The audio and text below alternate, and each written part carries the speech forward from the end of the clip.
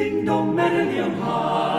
think on this album, my favourite is the opening track, Bolulolo by Jamie Burton, and it's a very, very simple lullaby for the baby Jesus, and it's my favourite because it's just designed for the way that we produce music. You know, it's got wonderfully close set harmonies that I think we can really deliver. There's something about the nature of the writing in that piece and the forces that we have that I think means that they meld together really well. This is In Good Faith, listening to first-person experiences of faith and belief.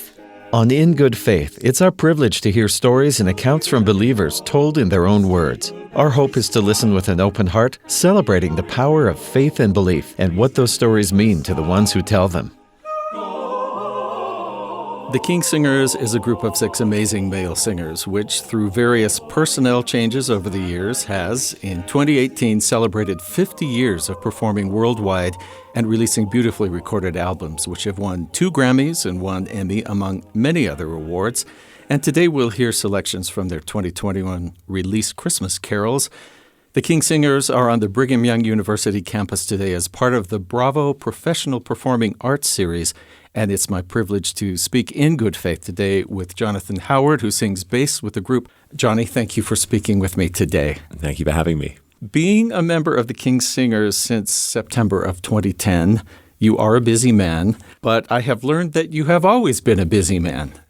Maybe cramming in too much? I think, yeah. I'm someone who doesn't like to say no to things, and I think the toxic combination of a kind of crippling fear of missing out, but also a desire to take advantage of the opportunities I have being a King Singer and traveling so much around the world means that if I'm at home, making up for having been away a lot, and if I'm away, I'm making sure I'm taking advantage of being away. So I think as I get older, it's mellowing a bit, but nonetheless, I think people would still say, do you ever just sit still? And the answer is rarely. Well, good. You were well prepared then for this life. So many beautiful pieces on your new Christmas Carols album. I have had fun listening through to the recordings and jotting down a few of my favorites. Can I ask, do you have such thing as a favorite Christmas piece on that album, or any Christmas piece?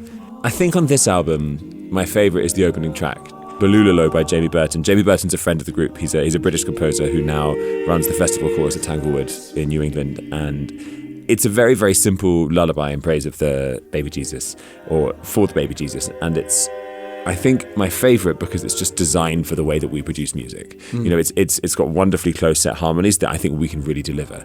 All of the music on the album is beautiful, and I hope that we do it all really well. But there's something about the nature of the writing in that piece and the forces that we have that I think means that they meld together really well.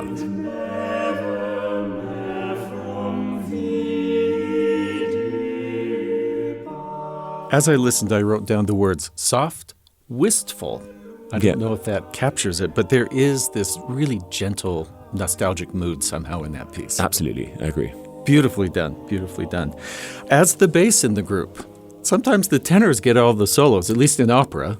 But how is that? How does that compare, being the rock-solid foundation? Are you busy being that sometimes more than getting to sort of leap out with the solo line? Yeah, but I also think it's interesting when there are only 6 of you in a group, no one can hide. So everyone is pretty visible.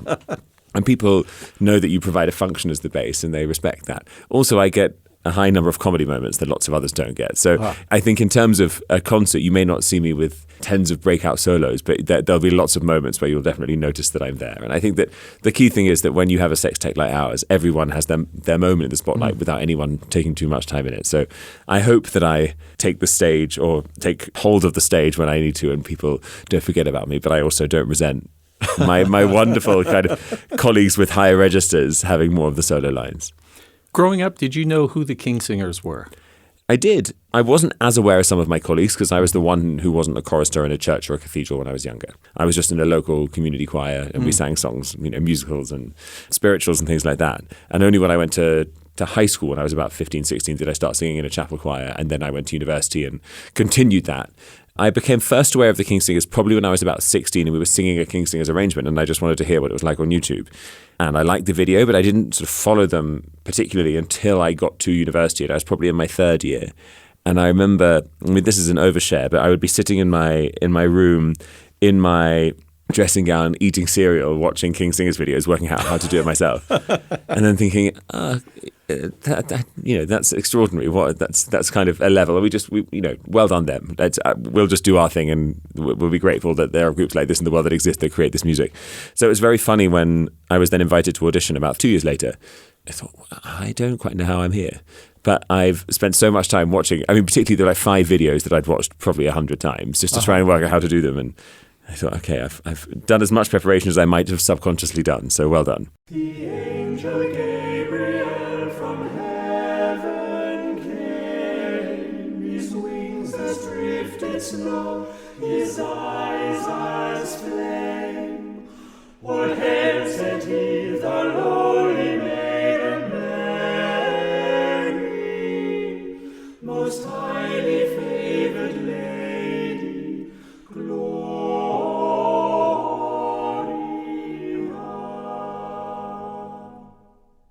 I was listening particularly for the bass part on all of these pieces. So here is my favorite bass part on the album, which is the traditional, the Angel Gabriel. Interesting. I love that bass part. Oh, well, thank you very much. Do you have a piece on here or in your regular repertoire that you think, oh, good, this one comes up and I get to do what I can do?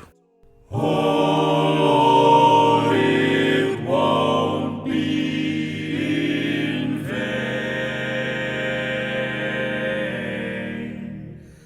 if I can help somebody as I pass along. If I can cheer. Well, there's a piece in the concert, which is not a Christmas piece, actually, but it's from our Finding Harmony album, which was an album we released last year, which is all about the power that music has had to bind people together in times of triumph or disaster or, just needing to rally together. And it's a song from the Civil Rights Movement. It's If I Can Help Somebody. Yes. A favourite of the Reverend Dr. Martin Luther King Jr. I have a big second verse solo, but it's really low set. It starts on a bottom E flat. And I think that it's interesting because I think I do it well, and I think it's also something which only I can do in the group, just where our ranges sit. If I can do my duty as a Christian oft, if I can bring back beauty to a world. The album starts off unison, sort of a plain chant. Hodie Christus natus est, which only shows as you travel through the extraordinary range of styles that you are supposed to be able to nail with this group, which is one of the delights of having the King Singers come, something that will bring you to tears and then something unexpectedly humorous, all the rest.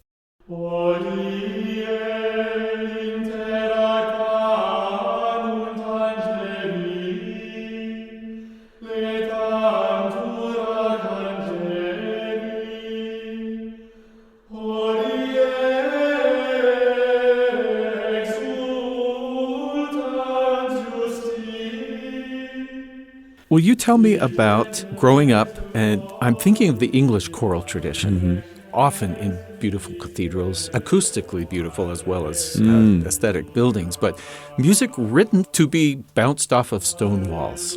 Yeah. In such an inspiring way in those spaces. Did you grow up in the church? Well, yeah, I did. So my father is a vicar, and my mother also worked in the church, and so I have been going to church my whole life. And I have a musical family. My family aren't musicians, but there's always music playing and there's always a lot of singing. And my first church, the one that I grew up in, was actually a Baptist church in South London, and we would go every Sunday, and it had a band, and all of the words were printed on the overhead projector, and it was very modern Christian music. The hymns that I remember very clearly are things like "Shine, Jesus, Shine," and things, you shall go out with joy. And I memorized hymn books for fun when I was 3 because I was an only child and I had a cassette player. So I really am well acquainted with this repertoire. And it was only when I went to secondary school, my father was a teacher as well, and he moved to a boarding school, which I then went to, which is a beautiful old boarding school in Sussex, south of London, which has the oldest school uniform in the world. We all look like Harry Potter. Black woolen coats to the floor and yellow socks above the knee and white bands like a priest. And the school has this extraordinary chapel. It's a massive thing with huge paintings on the walls. Young Jesus that's exactly the kind of space that a lot of this music was written for. And that was sung in the chapel every weekend service. You know, the choir would prepare music, anthems, canticles, whatever, responses. And that's where I became really familiar with this other church music tradition, one that was kind of designed specifically for spaces, as you say, with organs that were also made to fill those spaces, as opposed to the kind of slightly more shoeboxy church I'd grown up in, the Baptist one, with the band.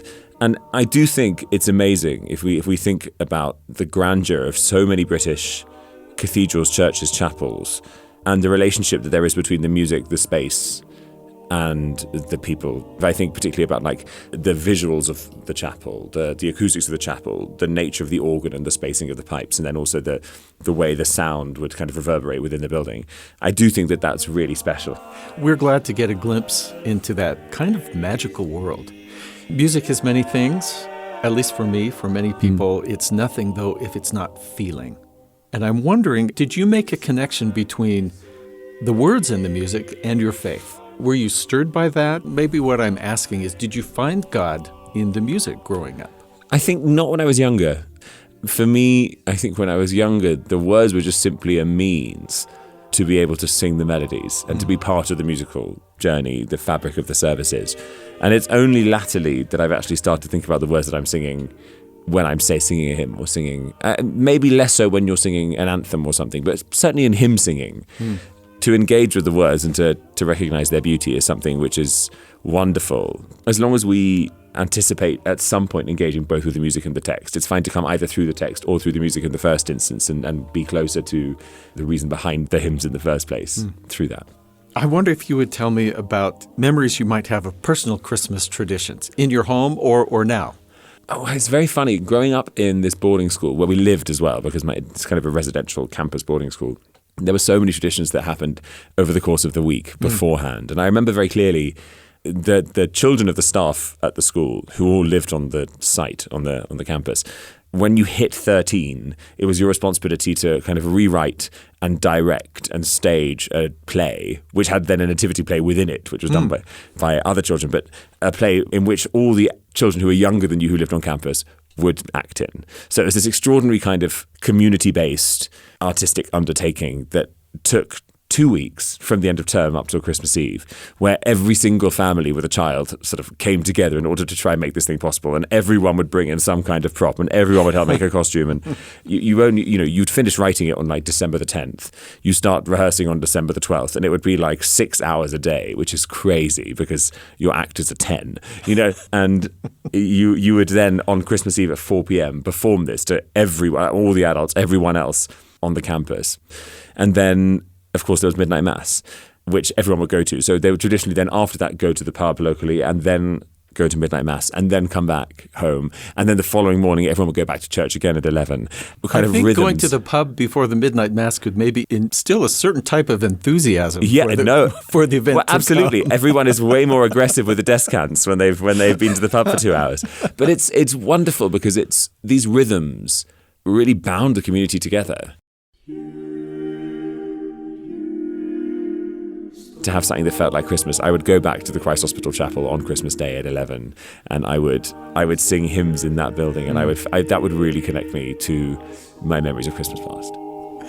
I would like to ask some personal faith questions about your story. Aside from music, are there things that connect you with the divine, or where you feel connected with something beyond ourselves, with God, whatever that is? That's an interesting question. The answer is always yes, but are there specific activities? I think I often get it when I'm in the air, which sounds weird. I mean, we spend a lot of time on planes, and there are moments where you're sort of floating above the Atlantic or somewhere over the North Pole. Somehow you have a greater sense of distance and perspective. I mean, that physical distance is obvious, but I think that there is something true about being uncontactable in those moments and just being able to exist in your own kind of mental cocoon that I think gives you the space to consider slightly deeper questions of life or the meaning of life, or, I don't know, ponder your gratitude. And I think partly because I'm always so grateful for the fact that I do get to move around so much. And it was really profound when we flew out to the States on Monday, because we've not been here for 20 months, which is the longest I've not been in the States in my adult life by about 18 months. I mean, it's extraordinary. Yes. So I was incredibly grateful then. But there are circumstantial things about life at any given stage which I think make you particularly grateful and therefore reflect on your spirituality and your faith. And I occasionally find myself just staring out the window, being incredibly grateful. And I think that those are feelings that I've had often, but they're now being triggered by a new experience. I loved hearing you mention gratitude. I heard it said once that allowing yourself to feel gratitude is giving love to God, which opens your heart to receive it in return. So that rings true for me personally, those moments of gratitude, what they do for you. I had a funny moment last Tuesday where we did our first concert in London since, I think, 2019. And it was sold out, and it was the launch of our Christmas album, and the first Christmas program we did, and the last one we're doing in London for a while. And we all had so many friends and family come to that concert. I mean, I think it seated 750 or something, and I'm sure at least 400 of those people were close, sort of mad looking out of the audience thinking, I know you, and I know you, and I know you. In the days leading up to that, and then the days following on from that, there were so many moments where people were incredibly kind or generous with their praise or forthcoming with their thoughts on our friendship and their relationship to me. And one of my best friends from school asked me the following day if I'd be godfather to her daughter. And it was interesting. There's this wonderful moment of reconnection which happened through this concert, which made me think like, oh, this is wonderful. It was this reciprocal gratitude. People saying thank you for being you and for what you do. And me being able to have all these people there and literally say from the stage, thank you all for everything you mean to all of us, because we didn't know how long it would be until we're back here, and to be able to do it for the first time again with all of you here is incredibly profound and moving. That's lovely. Thank you very much. We are so happy with the number of places you could go that you've returned many times here on campus. It's a kind of a tradition that we look forward to when you come, and occasionally there'll be a new person pop up. So we get the familiar, but also the excitement of how will this change the sound and all of that. Can you talk to me about the audition process and how that worked? Did you sing with the group so they could hear the blend? It's exactly that. The first bit is that you sort of get called or emailed and say, do you want to audition? And you're not sure how anyone's got your phone number or your email address, and you think, who's my stalker? But the rounds of auditions are all just like rehearsals. Essentially, the first one tends to be a very short rehearsal, like sort of 20 minutes. And I was asked to prepare 3 pieces, 1 from memory, 2 with music. And it was just for them to gauge, like, what would it be like to have this person in the lineup? You know, just on a gut first instinct feeling. And then the second round was much more involved. I think for me it was an hour. And but that first one, so brief. And then when you walk out the door, what were you thinking? Like, did that happen? Yeah, well, I think what's really weird is, so as I said, I was 23, just turned 23. I wasn't trying to be a singer. I was working in advertising in London.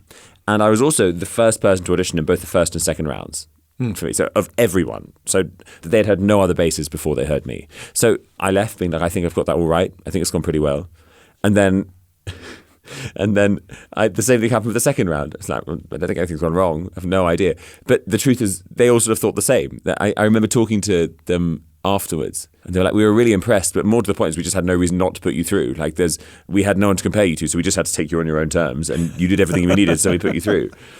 I had only sung with the group for an hour and 15 minutes before they appointed me, and I'd had like a 25-minute conversation with their manager, so she could just gauge that I was sane. But it's interesting, now we sort of tend to do at least 3 rounds of auditions. We make people learn loads of music, and they probably sung with us for about 3 hours by the end of it, and it's interesting. I tend to believe that the gut gets it right. And that's why the first round audition could be so short. Because to be honest, in the first 20 seconds. But it would just be rude to be like, let him finish. Yeah, exactly. You've learned all this music for us, so I'll give you 15 minutes. You have to tell me honestly, were your parents over the moon? Are they so proud? Well, I think what was funny is particularly my mum, she'd always thought that I would be a singer, but she just never ever wanted to push me in that direction. There was a funny thing when it happened, and my mum was like, this was destined to happen.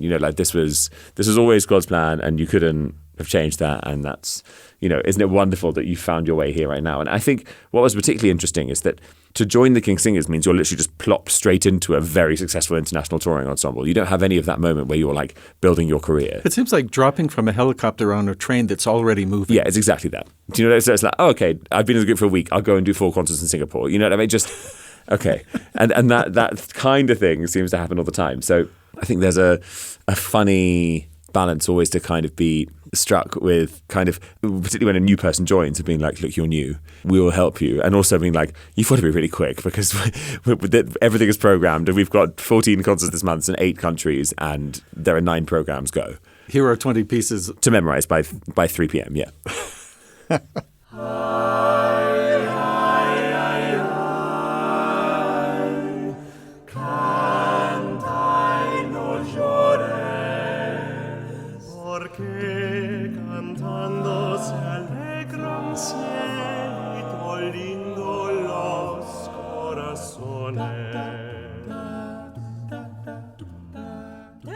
I don't know why I didn't know this, but it's the I. Yeah. Which in the U.S. we know is the Frito Bandito song. Really? I am the Frito Bandito, which was an old ad for corn chips. Wow, I didn't know that. But to find out, that was actually historical music. It's quite a lovely Spanish piece. And I wonder if you'd tell me what the meaning is. Cielito Lindo. Well, it's just a love song. It's a love song, and it's basically the man singing to his beloved. Cielito Lindo means like sweet baby, sweet darling, whatever. It's glorious. And this is from the Finding Harmony album. Yeah, but it has such amazing significance in Mexico. Like it really is a second kind of unofficial national anthem. Everyone knows it, everyone sings it everywhere. And I remember the first time we performed the full program, there was a Mexican girl in the audience who must only have been about 16. And she came up to us afterwards just like, crying and crying and crying. So you have no idea how much that song means to me, and particularly my relationship with my father. I guess we all have songs that mean a lot in our own countries. And, there are very obvious things like national anthems, the Star Spangled Banner here, whatever. And it's funny to discover what they are in different languages in different parts of the world, and how poignant they are to lots of people. Gaudete, gaudete, Christus est natus, ex Maria Virgine, gaudete, gaudete, gaudete, Christus est natus, ex Maria Virgine, gaudete. Tempus aris gratiae hoc cor optabamus, carminale titiae. I love the rhythm of Gaudete. Gaudete, yeah. So that's an arrangement that's been in our library for a very long time. It was arranged by the first ever bass in the King Singers, Brian Kay. And I think it's fun because it's a real staple of our Christmas touring. I think it is the King Singers arrangement, and we've heard other people do it, and they're always like, "Thank you so much for creating this." I think what's cool is there's an element of the dance about it, and yet it's 600 years old. And that's kind of testament, hopefully, to our kind of commitment to variety, historically, musically, within programs. That it's sandwiched between pieces that are much more modern than it. Romantic pieces from Scandinavia and also beautiful English pieces from the 20th century. And it's lovely to be able to put that in the middle and say this still works. It has traveled well over the centuries because it delights me to hear it. I've heard it done as an instrumental work with tambourines, of course. But you had the same sense of rhythm and the forward drive just from the voices. It was really magical. Thank you. Beautifully done. Gaudete, gaudete, Christus est natus, ex Maria Virgine, gaudete. You talked about getting perspective from 30,000 feet. I don't know how many meters that is, forgive me. But when the plane is flying across the ocean. They still say it's all in feet, wherever you are in the world, when you're talking about height in a plane. But because you do go to places, you go to the U.S., you go to Singapore, you go all around the world, has that had any effect on your faith as you see all these children of God approaching something divine in their own way? Has that caused you to think or to appreciate or to expand your heart? Or I'm already trying to put words into your mouth. No. I'd love to know what effect that has on you.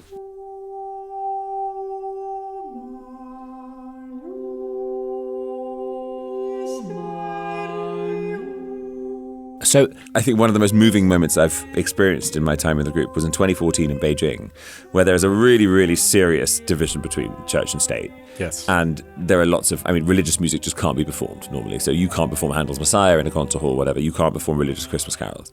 And we were given special dispensation to lead a workshop, or we've been asked to lead a workshop in the Wangfujing Cathedral, which is usually only available for the government, to do a workshop in there. And there were 3 choirs, all Chinese choirs, singing religious pieces, and beautifully kind of slushy Western ones by Eric Whittaker and Morton Lawrenson and things.